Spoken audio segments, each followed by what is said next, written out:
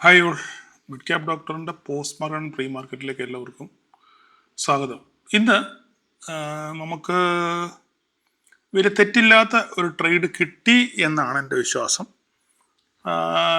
കാരണം കൃത്യമായി ആ ലെവൽ എത്തിയപ്പോൾ ജസ്റ്റ് ഞാൻ ഗ്രൂപ്പിൽ ഒന്ന് ഇൻഡിക്കേറ്റ് ചെയ്തായിരുന്നു. പിന്നെ അതിൻ്റെ ചുവട് പിടിച്ച് മാന്യമായ രീതിയിൽ പ്രോഫിറ്റ് ബുക്ക് ചെയ്തു എന്നാണ് എൻ്റെ വിശ്വാസം. എന്തായാലും നിങ്ങൾ കമൻറ്റ് ചെയ്യുക. ഇപ്പം വന്ന് എനിക്കറിയത്തില്ല എന്തുകൊണ്ടാണെന്നുള്ളത്. ഇനി എൻ്റെ എന്തെങ്കിലും പ്രശ്നം കൊണ്ടാണോ അതോ ഇനി ഞാൻ പറയുന്നത് നിങ്ങൾക്ക് മനസ്സിലാകാത്ത കൊണ്ടാണോ അതോ എന്താണെന്ന് അറിയത്തില്ല. ഇപ്പം വീണ്ടും പഴയ മാതിരി നമ്മുടെ വീഡിയോസിന് വ്യൂസ് കുറയുന്നു, അല്ലെങ്കിൽ ലൈക്കുകളും കമൻറ്റുകളൊക്കെ കുറയുന്നു. എന്തുകൊണ്ടാണെന്ന് എനിക്കറിയത്തില്ല. എന്തായാലും ഞാൻ ആരെ നിർബന്ധിക്കുന്നില്ല. ഇന്നലെ ഗ്രൂപ്പിൽ ഞാനൊരു കമൻറ്റ് ഇട്ടായിരുന്നെങ്കിലും ആരെയും നിർബന്ധിക്കുന്നില്ല. നിങ്ങൾക്ക് താല്പര്യമൊന്നും ഗുണമെന്നും തോന്നുന്നെങ്കിൽ മാത്രം നിങ്ങൾ കാണുക. ഓക്കെ, ഞാനത് തുടർന്നുകൊണ്ടേയിരിക്കും.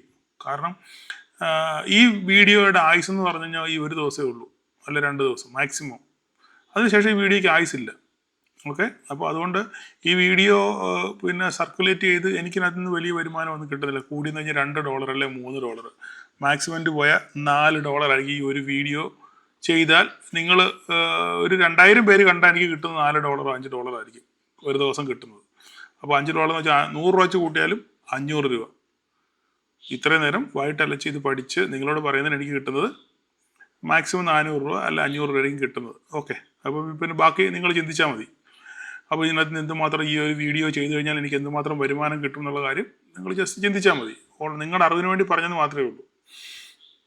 ഓക്കെ, അപ്പം നമുക്ക് ഇന്ന് മാർക്കറ്റിലോട്ട് കഴിഞ്ഞാൽ ഞാൻ ഇന്ന് രാവിലെ വോയിസ് ഇട്ടപ്പം അതുപോലെ തന്നെ ഗ്രൂപ്പിൽ ധാരാളം പേര് മെസ്സേജ് അയക്കാറുണ്ട്, സാറേ എന്തെങ്കിലും ഒരു വകുപ്പുണ്ടോ കയറാണെന്നുള്ള കാര്യം. അപ്പം കുറച്ച് പേര് വാതുകപ്പടി വന്ന് നിൽപ്പുണ്ട് വെളിയിലോട്ട് ഇറങ്ങാൻ. അപ്പോൾ ആ ഇറക്കത്തിന് നിങ്ങൾക്ക് വേണമെങ്കിൽ കയറാം. എന്തായാലും ഇവിടെ ഞാൻ നമ്പർ ഇട്ടേക്കാം. ആ നമ്പറിൽ നിങ്ങൾ കോൺടാക്റ്റ് ചെയ്യുക. ചെയ്തു കഴിഞ്ഞാൽ നിങ്ങൾക്ക് ഗ്രൂപ്പിൽ ആഡാകാനുള്ള ഒരു അവസരം ഇന്ന് ഉണ്ട്. നാളത്തെ കാര്യം എനിക്കറിയത്തില്ല. എനിവേ, എന്തായാലും താല്പര്യമുള്ളവർക്ക് നിങ്ങൾക്ക് തന്നെ ഈ കാണുന്ന നമ്പറിൽ നിങ്ങൾക്ക് തന്നെ കോൺടാക്റ്റ് ചെയ്യാം. ഓക്കെ, അപ്പോൾ മാർക്കറ്റിലോട്ട് കഴിഞ്ഞാൽ ഞാൻ രാവിലെ ക്ലിയർ ആയിട്ട് പറഞ്ഞിരുന്നു, നമ്മുടെ തലവര എന്ന് പറയുന്നത് 24,376 ഇതിന് താഴോട്ട് മാർക്കറ്റ് ഇറങ്ങി വന്ന് നമ്മുടെ ബോക്സിനകത്ത് മാർക്കറ്റ് കയറിയാൽ നമുക്ക് 2 കാര്യങ്ങളാണ്. ഞാൻ ഇന്നലെ രണ്ടാമത് വീണ്ടും ഗ്രൂപ്പിൽ സ്ക്രീൻഷോട്ട് ഇട്ടു. ഈ ഇന്നലത്തെ ലോ ഇത് നമ്മൾ ശ്രദ്ധിക്കണം. ഈ ഇന്നലത്തെ ലോ ബ്രേക്ക് ചെയ്താൽ പിന്നെ നമുക്ക് ഇതും തട്ടി നേരെ 24 നമ്മുടെ ബോക്സിൻ്റെ ബോട്ടം എത്താനുള്ള സാധ്യത ഉണ്ടെന്ന് ഞാൻ പറഞ്ഞിരുന്നു. എന്തായാലും ഇവിടെ മാർക്കറ്റ് ഇവിടുന്ന് മുകളിലോട്ട് പോകും എന്നൊരു പ്രതീതി തോന്നിപ്പിച്ചു. ഇവിടെ ഒരു പക്ഷേ നിങ്ങൾ ആരെങ്കിലുമൊക്കെ എടുത്തവരെ ഒരിക്കലും കുറ്റം പറയാൻ പറ്റത്തില്ല. പക്ഷെങ്കിൽ നിങ്ങളുടെ സ്റ്റോപ്പ് ലോസ് നിങ്ങൾ മെയിൻറ്റെയിൻ ചെയ്യണം എന്നുള്ള ഒറ്റ കണ്ടീഷൻ മാത്രമേ ഉള്ളൂ. ബട്ട് ഇവിടെ റിസ്കി ട്രേഡേഴ്സ് ഒരു പക്ഷേ ഇവിടെ ട്രേഡ് എടുത്ത് കാണും. കാരണം എന്താണ്, ഇവിടുന്ന് തിരിച്ച് കയറും എന്നുള്ളൊരു പ്രതീതി വരുത്തി തീർത്ത് വലിയൊരു ക്യാൻഡിലൊക്കെ വന്ന് വീണു, ഷോ ഓഫ് ഒക്കെ കാണിച്ച് ഇവിടുന്ന് തിരിച്ച് കയറും.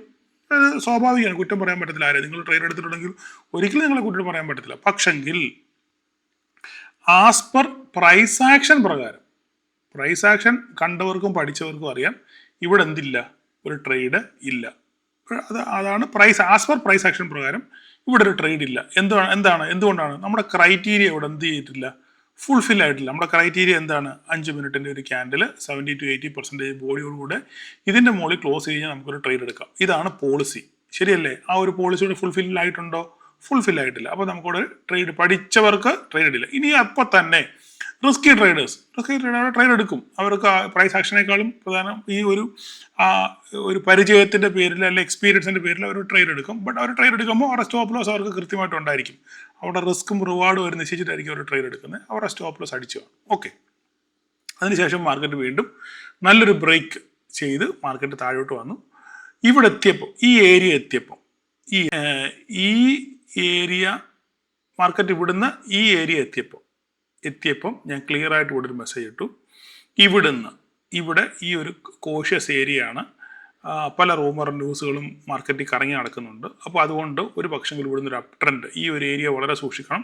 ഇവിടുന്ന് ഒരു അപ് ട്രെൻഡ് ഉണ്ടാകാനുള്ള സാധ്യത ഉണ്ട് എന്ന് ഞാൻ ഗ്രൂപ്പിൽ ഒരു മെസ്സേജ് ഇട്ടിരുന്നു.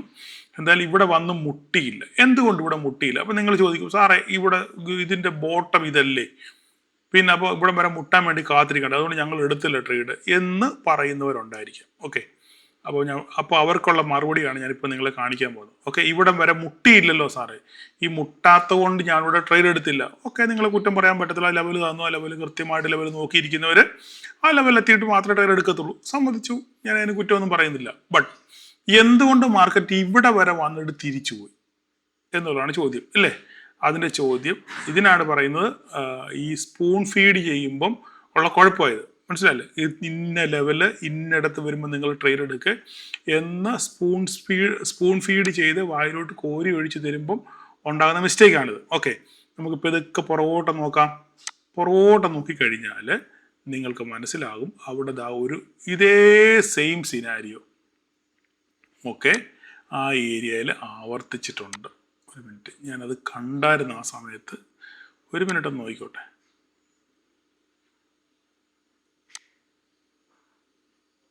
കണ്ടോ? ഇവിടെ നോക്കിക്കേ നിങ്ങൾ, ഈ ഒരു ഏരിയയിൽ ഇത് ഈ ബോക്സിന് ഒരു മാസത്തിന് മേളിലുള്ള ഉള്ള പഴക്കമുണ്ട് ഈ ഒരു ബോക്സിന്. ഓക്കെ, നിങ്ങൾ മനസ്സിലാക്കണം, ഞാൻ പറയുന്ന കാര്യങ്ങളൊക്കെ കൃത്യമായിട്ട് നിങ്ങൾ മനസ്സിലാക്കണം. ഇങ്ങനെ മനസ്സിലാക്കി കഴിഞ്ഞാൽ നിങ്ങൾക്ക് ഭാവിയിൽ ഗുണം ചെയ്യും. അല്ലാതെ നിങ്ങൾ ഈ ഓടിച്ച് ലെവലിന് വേണ്ടി മാത്രം നോക്കിപ്പോയാൽ നിങ്ങൾക്ക് ഒന്നും മനസ്സിലാകത്തില്ല. കൃത്യമായിട്ട് എന്നെ ഫോളോ ചെയ്യുന്നവർക്കാണെങ്കിൽ എന്നും എല്ലാ ദിവസവും നിങ്ങൾക്ക് എന്തെങ്കിലും പഠിക്കാൻ കിട്ടും. ഓക്കെ, അപ്പം ഇവിടെ സംഭവിച്ചത് എന്താണ്? ഇതെന്തുകൊണ്ട് ഇവിടുന്ന് തിരിച്ചു പോയി? നമ്മൾ പുറകോട്ട് നോക്കിക്കഴിഞ്ഞാൽ പല ആവർത്തി, ഇതിപ്പോൾ ഏത് ദിവസമാണ്? ഇതിപ്പം ഓഗസ്റ്റ് മാസം ആദ്യം അല്ലെ ജൂലൈ അവസാനം ഇതേ ഏരിയയിൽ വന്നിട്ട് മാർക്കറ്റ് തിരിച്ചു പോയിട്ടുണ്ട്. ഇതാ കണ്ടോ?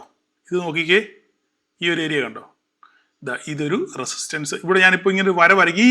ഈ ലൈനോട് ചേർന്ന് ഞാനിപ്പോൾ ഒരു വര ഇവിടെ ഇടട്ടെ, നിങ്ങളെ പഠിപ്പിക്കാൻ വേണ്ടിയാണ് ഞാൻ പറയുന്നത്. ഞാൻ ഇവിടെ ഈ പോയിന്റിലാണ് വന്ന് തിരിച്ചു പോയത് മാർക്കറ്റ്. ഞാൻ അവിടെ ഒരു വര ഇടുക. നോക്കിക്കേ, കൃത്യമായിട്ട് ഞാൻ അവിടെ ഒരു വരയിട്ടാൽ നോക്കിക്കേ, കണ്ടോ? ഇവിടെ റെസിസ്റ്റൻസ്, ഇവിടെ 1 സപ്പോർട്ട്, 2 സപ്പോർട്ട്, 3 സപ്പോർട്ട്, 4 സപ്പോർട്ട്. പല പ്രാവശ്യം ഈ ഏരിയയിൽ വന്നിട്ട് മാർക്കറ്റ് തിരിച്ചു പോയിട്ടുണ്ട്. മനസ്സിലായി പറഞ്ഞേ? ഈ ബോക്സ് എന്ന് പറഞ്ഞാൽ എത്രയാണ്? ഇത് ഇപ്പം ഈ ഓഗസ്റ്റ് മാസം ആദ്യം അല്ലെ ജൂലൈ 29 ഏരിയയിലെ സംഭവമാണ് ഈ കാണുന്നത്. ഈ ബോക്സിന്റെ പഴക്കം എന്ന് പറഞ്ഞാൽ ഒരു മാസത്തിൽ കൂടുതലായിട്ട് നമ്മൾ വരച്ചിട്ടേക്കുന്ന ബോക്സാണിത്, ഇല്ലേ? അപ്പോൾ അതിന്റെ എല്ലാം കൂടെ ആകത്തുകയാണ് ഈ ബോക്സ്. ബട്ട് റീസെന്റ് വന്ന ലോ എന്ന് പറയുന്നത് ഈ ഏരിയ ആണ്. മനസ്സിലായോ? അതുകൊണ്ടാണ് നമ്മളൊരു സാധനം അങ്ങോട്ട് തരുമ്പോൾ ഓക്കെ അത് എങ്ങനെ ഉപയോഗിക്കണമെന്ന് നിങ്ങളൂടെ ഒന്ന് ശ്രമിക്കണം. മനസ്സിലായോ? ഒരു ലെവൽ പറയുമ്പോൾ ഒരു ലെവലിൽ വന്ന് മാർക്കറ്റ് തിരിച്ചു പോകുമ്പോൾ എന്തുകൊണ്ട് തിരിച്ചു പോയത് ജസ്റ്റ് ഒന്ന് പുറകോട്ടൊന്ന് ഓടിച്ചു നോക്കണം. ഇങ്ങനെയാണ് നമ്മൾ ചാർട്ടിനകത്തിലെ അവസരങ്ങൾ കണ്ടെത്തുന്നത്. ഇപ്പം ഞാൻ പറഞ്ഞ കാര്യം നിങ്ങൾക്ക് ക്ലിയർ ആയിട്ട് മനസ്സിലായെന്ന് വിചാരിക്കുന്നു. ഓക്കെ, അത്രയും പറഞ്ഞുകൊണ്ട് ഞാൻ അവിടെ നിർത്തും. അപ്പോൾ ക്ലിയർ ആയി എന്തുകൊണ്ടും മനസ്സിലായല്ലോ എന്തുകൊണ്ടാണ് മാർക്കറ്റ് അവിടെ വന്നിട്ട് തിരിച്ചു പോയെന്നുള്ള കാര്യം ക്ലിയർ ആയല്ലോ. വിമർശിക്കാൻ ആൾ കാണും, നോ പ്രോബ്ലം, ഞാൻ വെൽക്കം ചെയ്യുന്നു. അത്ര മാത്രമേ എനിക്ക് പറയാനുള്ളൂ. അപ്പോൾ അതങ്ങ് ഡിലീറ്റ് ചെയ്ത് കളഞ്ഞേക്കാം. ഓക്കെ, മാർക്കറ്റ് അതിന് ശേഷം അവിടെ വന്ന് മാർക്കറ്റ് തിരിച്ചു പോകും. ഞാൻ പറഞ്ഞല്ലോ, നമ്മുടെ വീഡിയോയ്ക്ക് വലിയ ഗുമ്മൊന്നും കാണത്തില്ല, അല്ലെ ആൾക്കാരെ പിടിച്ചിരുത്തുന്ന രീതിയിൽ വലിയ മഹാസംഭവങ്ങളൊന്നും കാണത്തില്ല. പക്ഷേ മനസ്സിലാകേണ്ടവർക്ക് മനസ്സിലാവും. ഓക്കെ, അപ്പോൾ മാർക്കറ്റ് അവിടെ വന്ന് എന്ത് ചെയ്തു? തിരിച്ചു പോയി മാന്യമായ രീതിയിൽ പ്രോഫിറ്റ് ബുക്ക് ചെയ്ത ധാരാളം ആൾക്കാരുണ്ട്, വലിയ പ്രോഫിറ്റ് ബുക്ക് ചെയ്ത ആൾക്കാരുണ്ട്. ഓക്കെ, എല്ലാവർക്കും വെൽക്കം. നമുക്ക് അതിനകത്തിൽ തള്ളാനും മറിക്കാനൊന്നും ഇല്ല. അതിനുശേഷം കൃത്യമായിട്ട് മാർക്കറ്റ് എന്ത് ചെയ്തു? വി ഷേപ്പ് റിക്കവറി നടത്തി, ഇല്ലേ? വി ഷേപ്പ് റിക്കവറി നടത്തി. ഇപ്പം ഞാൻ പറഞ്ഞു മാർക്കറ്റ് ഇവിടുന്ന് ഇനി ഒരു ഷോർട്ട് കവറിങ് റാലി നടക്കണമെന്നുണ്ടെങ്കിൽ ഗ്രൂപ്പിൽ ഞാൻ പറഞ്ഞു ഈ 24,370 കടന്ന് സസ്റ്റെയിൻ ചെയ്തെങ്കിൽ മാത്രമേ നമുക്ക് എന്തേ ഉള്ളൂ? ഒരു ഷോർട്ട് കവറിങ് റാലി ഉള്ളൂ. ഇതിന് മുകളിൽ നിന്നാൽ ഷോർട്ട് കവറിങ് റാലി കിട്ടും. ഇല്ലെങ്കിൽ മാർക്കറ്റ് വീണ്ടും എന്ത് ചെയ്യും? ഇവിടെ കൺസോളിഡേറ്റ് ചെയ്യുകയോ അല്ലെങ്കിൽ ഈ ഏരിയ കിടന്ന് കളിക്കുകയോ ചെയ്യും എന്ന് ക്ലിയർ ആയിട്ട് പറഞ്ഞു. എന്തായാലും നമ്മുടെ കൂട് വെരി ക്ലിയർ ആയിട്ട് നല്ല അടിപൊളിയായിട്ട് നമ്മുടെ കൂട് എന്ത് ചെയ്യുന്നുണ്ട്? വർക്ക് ചെയ്യുന്നുണ്ട്. ഇപ്പോഴും സ്റ്റിൽ നമ്മുടെ കൂട് ആക്റ്റീവാണ്. അപ്പം ഈ കൂട്ടിൽ ഇനി എന്താ സംഭവിക്കുന്നുള്ളത് നാളെ നമുക്ക് കണ്ടറിയാം. ഓക്കെ, പ്രത്യേകിച്ച് ന്യൂസുകളും മറ്റു കാര്യങ്ങളൊന്നുമില്ല. ഇന്നുകൊണ്ട് പണ്ട് നടന്ന ഒരു സീസ് ഫയർ ഒരു സീസ് ഫയറിൻ്റെ കാലാവധി ഇന്നുകൊണ്ട് കഴിഞ്ഞു. ഇനിയും ഫർദറായിട്ട് ഇനി എന്ത് അവർ ചെയ്യാൻ പോകുന്ന കാര്യം നമുക്കറിയത്തില്ല. കാരണം ഈ യുദ്ധം സത്യം പറഞ്ഞാൽ നമ്മുടെ മാർക്കറ്റ് മറന്നു. ഓക്കെ, ഇപ്പം ഞാൻ ഓർക്കുന്നത് PR സിൻ്റെ പറയുന്നത് എപ്പോഴും വാക്കുണ്ട്, ഒരേ കാര്യത്തെ ചൊല്ലി മാർക്കറ്റ് പല പ്രാവശ്യം വീഴത്തില്ല. ചെറിയ ഫ്ലക്ച്വേഷൻസ് ഉണ്ടാകും, ബട്ട് ഒരേ കാര്യത്തെ ചൊല്ലി പല പ്രാവശ്യം മാർക്കറ്റ് എന്ത് ചെയ്യത്തില്ല, അതിനോട് റെസ്പോണ്ട് ചെയ്തില്ലേ എന്ന് പറഞ്ഞ പോലെയാണ് ഇപ്പം നിലവിൽ യുദ്ധം എന്നൊക്കെ പറയുന്നത്, അടി എന്നൊക്കെ പറയുന്നത് അതിന് കോണിക്കിടക്കും, മാർക്കറ്റ് അതിൻ്റെ വഴിക്ക് പോകും. അപ്പോൾ അതുകൊണ്ട് യുദ്ധം ഇപ്പോൾ സത്യം പറയാൻ മാർക്കറ്റ് മറന്നു. ഓക്കെ, അപ്പോൾ ഏതെങ്കിലും രീതിയിൽ ഒരു പോസിറ്റീവ് ന്യൂസ് വരുവാണെന്നോ ചെറിയൊരു ട്രിഗർ കിട്ടിയാലും മാർക്കറ്റ് എന്ത് ചെയ്യും, പറക്കും. ഞാൻ പല പ്രാവശ്യം പറഞ്ഞിട്ടുണ്ട്, ചെറിയൊരു പോസിറ്റീവ് ന്യൂസിനോട് മാർക്കറ്റ് കാത്തിരിക്കുകയാണ്. അങ്ങനെ ഒരു പോസിറ്റീവ് ന്യൂസ് വന്നു കഴിഞ്ഞാൽ മാർക്കറ്റ് പറക്കും. പ്രത്യേകിച്ച് ഈ സെൻട്രൽ ഗവൺമെൻറ്റിൻ്റെ ഈ യൂണിയൻ മിനിസ്റ്റേഴ്സിൻ്റെ ഷഫളിങ് വല്ലതും ഉണ്ടാവുകയാണെന്നുണ്ടെങ്കിൽ, പ്രത്യേകിച്ച് ഫിനാൻസ് മിനിസ്റ്റർ വല്ലതും വല്ലതും ചെയ്യുകയാണെന്നുണ്ടെങ്കിൽ പകരം വരുന്ന ആളെ ചൊല്ലി മാർക്കറ്റ് പറക്കാനുള്ള സാധ്യതയൊക്കെ വളരെ കൂടുതലാണ്. ശക്തികാന്ത് ദാസ് ആണെങ്കിൽ, ഇങ്ങനെ പേര് പറയുന്നത് എനിക്കറിയത്തില്ല. എനിവേ അതൊക്കെ രണ്ടാമത്തെ കാര്യം. എനിവേ വന്നാൽ മാർക്കറ്റ് അതിനോട് നല്ലപോലെ റെസ്പോണ്ട് ചെയ്യും. അപ്പോൾ ഇനി നാളെ മാർക്കറ്റിൽ എന്താ സംഭവിക്കാൻ പോകുന്നത്? നാളെ സംഭവിക്കാൻ പോകുന്ന കാര്യം എന്ന് പറഞ്ഞാൽ ഈ ബോക്സ് തന്നെയാണ്. അപ്പം മാർക്കറ്റ് ഇപ്പോൾ ക്ലോസ് ചെയ്തേക്കുന്നത് ഇവിടെയാണ്, ഈ ഏരിയയിലാണ് മാർക്കറ്റ് ക്ലോസ് ചെയ്തേക്കുന്നത്. വളരെ CS തുടങ്ങിയതിന് ശേഷം ആദ്യമായിട്ട് മാർക്കറ്റ് ഒരു ഡൗൺ ട്രെൻഡിൽ 340 288 60 പോയിന്റിന്റെ ഡൗണിലാണ് മാർക്കറ്റ് എന്ത് ചെയ്തിരിക്കുന്നത്, ക്ലോസ് ചെയ്തിരിക്കുന്നത്. അപ്പം നമ്മൾ ഈ ചരിത്രം, ഈ CASന്റെ ചരിത്രം ഇപ്പോൾ 8 ദിവസം ആയതേ ഉള്ളൂ. CASന്റെ ചരിത്രം പരിശോധിക്കുകയാണെന്നുണ്ടെങ്കിൽ എന്നൊക്കെ ആ ടൈമിൽ ലാസ്റ്റ് മൊമെന്റിൽ അപ്സൈഡ് ക്ലോസിങ് വന്നോ, അതിൻ്റെയൊക്കെ പിറ്റേ ദിവസം എന്ത് ചെയ്തിട്ടുണ്ട്, മാർക്കറ്റ് നേരെ താഴോട്ട് ഇറങ്ങി പോന്നിട്ടുണ്ട് അല്ലേ? അങ്ങനെയാണെങ്കിൽ അപ്പോൾ ചരിത്രം അങ്ങനെയാണ്, ക്ലോസിങ് വരുമ്പോൾ മുകളിൽ ക്ലോസ് ചെയ്യുന്നു, പിറ്റേ ദിവസം താഴെ അതുപോലെ തന്നെ കമന്നടിച്ച് വീഴുന്നു. ഇതാണ് ഇപ്പോൾ സംഭവിച്ചുകൊണ്ടിരിക്കുന്നത്. അപ്പം അങ്ങനെയാണെങ്കിൽ നാളെ എന്താ സംഭവിക്കേണ്ടത്? ഈ വീഴ്ചയ്ക്ക് ഒരു പ്രതിവിധി ഉണ്ടാവണം നാളെ രാവിലെ, ഇല്ലേ? ശരിയല്ലേ?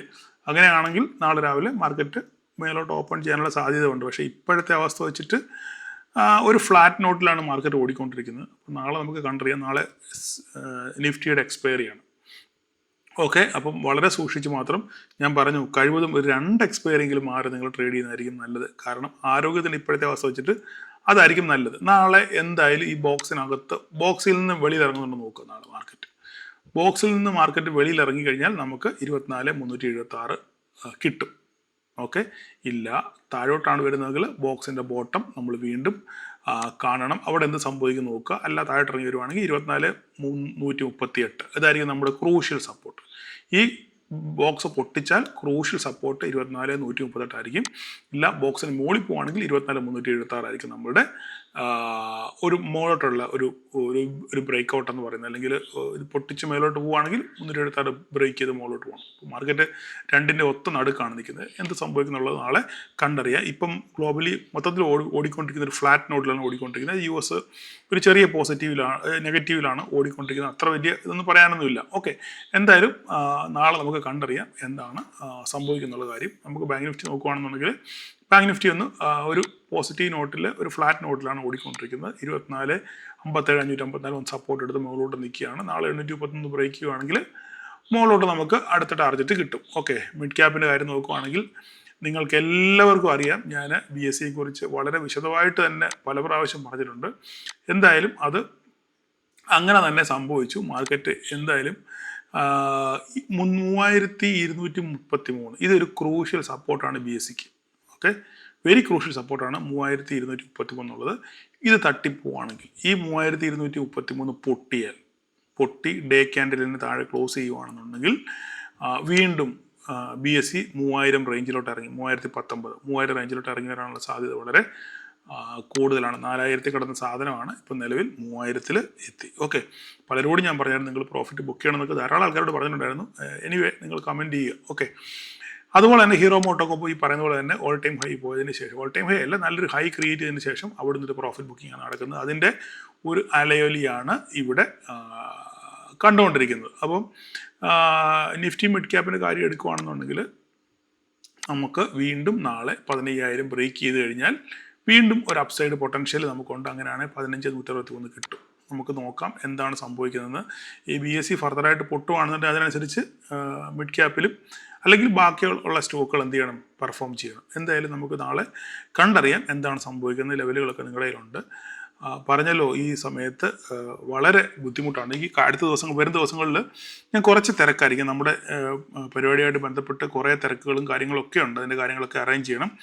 അപ്പം അതുകൊണ്ട് ഈ ദിവസങ്ങളിൽ ഞാൻ കുറച്ച് തിരക്കായിരിക്കും. നാളെയൊക്കെ ഇച്ചിരി തിരക്കായിരിക്കും. എങ്കിലും ഞാൻ ഇടയ്ക്ക് വരാം. ഞാൻ ഒറ്റ കാര്യം എനിക്ക് പറയാനുള്ളൂ, നോക്കിക്കണ്ട് ട്രേഡ് ചെയ്യുക, കൃത്യമായി അവസരം വരുമ്പോൾ മാത്രം ട്രേഡ് ചെയ്യുക, അല്ലാതെ ചുമ്മാ അത് എവിടെയെങ്കിലും കൊണ്ടിട്ട് ട്രേഡ് എടുത്ത് പൈസ കളയാൻ നിൽക്കരുതെന്നൊരു അപേക്ഷയോടുകൂടെ ഇന്നത്തെ വീഡിയോ നിർത്തുന്നു. നാളെ എല്ലാവർക്കും ഇത് പ്രോഫിറ്റബിൾ ഡേ ആശംസിക്കുന്നു. Thank you.